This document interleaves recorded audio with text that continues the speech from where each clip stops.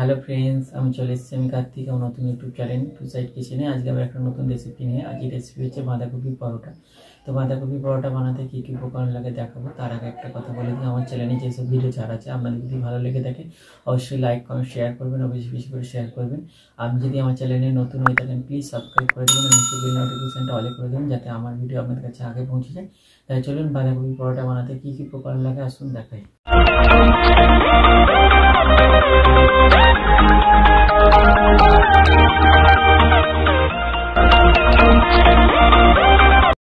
চলুন তাহলে বাঁধাকপি পরোটা বানাতে কি কি উপকরণ লাগে দেখিয়ে দিই। এখানে আমি নিয়ে নিয়েছি 500 ময়দা।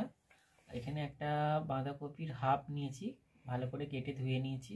এখানে পরিমাণ মতো সাদা তেল নিয়েছি, পরিমাণ মতো নুন নিয়েছি, পরিমাণ মতো চিনি নিয়েছি। এখানে কিছুটা আদাকে থেতো করে নিয়েছি। এখানে নিয়েছি আমি জিরে গুঁড়ো, ধনে গুঁড়ো, লঙ্কার গুঁড়ো, হলুদ গুঁড়ো, আর এখানে দুটো কাঁচা লঙ্কাকে কুচি করে নিয়েছি।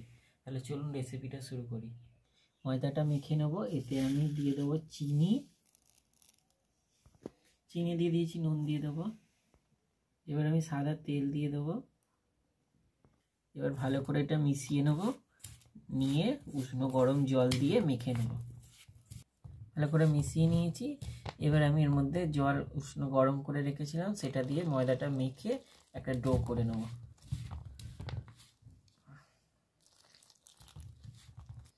ময়দাটা মেখে একটা ডো করে নিয়েছি। এবার আমি এটা 10 মিনিটের জন্য রেখে দেবো। রেখে বাঁধাকপির পুরটা করে নেব।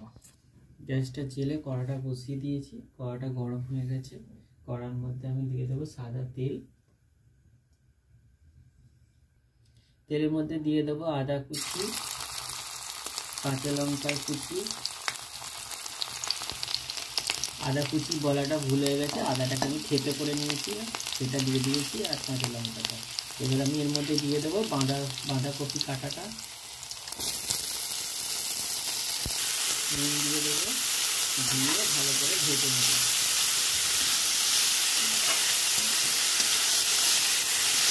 পাঁচ মিনিটের জন্য ভালো করে ভাজিয়ে নেব। পুরটা ততক্ষণ হোক, আমি লেচি কেটে নেব। একটু বড় সাইজ করে করবো লেচিগুলো। 5 মিনিট হয়ে গেছে, ঢাকনাটা খুলে দেখবো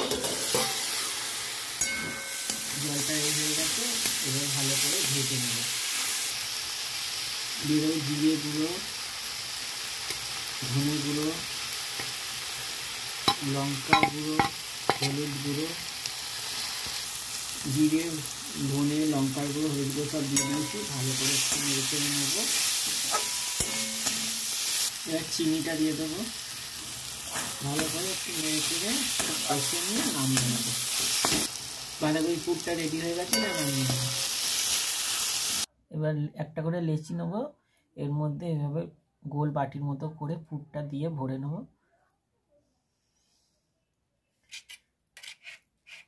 বাঁধাকপির পুরটা দিয়ে দেবো, দিয়ে এইভাবে মুড়ে দেবো।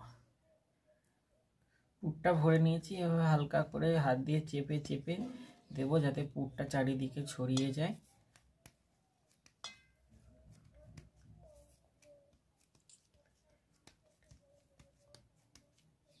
এভাবে সবগুলো করে নেব। একটা করে লেচি নেবো, নিয়ে বেলে নেবো। হালকা করে চাপ দিয়ে দিয়ে বেলে নেবো। গ্যাসটা জেলে তাওয়াটা বসিয়ে দিই। তাওয়াটা গরম হয়ে গেছে। এবার একটা একটা করে দিয়ে ভেজে নেব। তেল দিয়ে ভেজে নেব।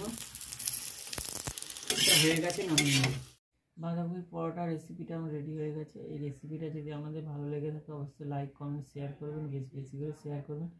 প্লিজ সাবস্ক্রাইব করে দেবেন, আমাদের পাশে থাকবেন। চলুন তাহলে দেখা হচ্ছে নেক্সট ভিডিওতে।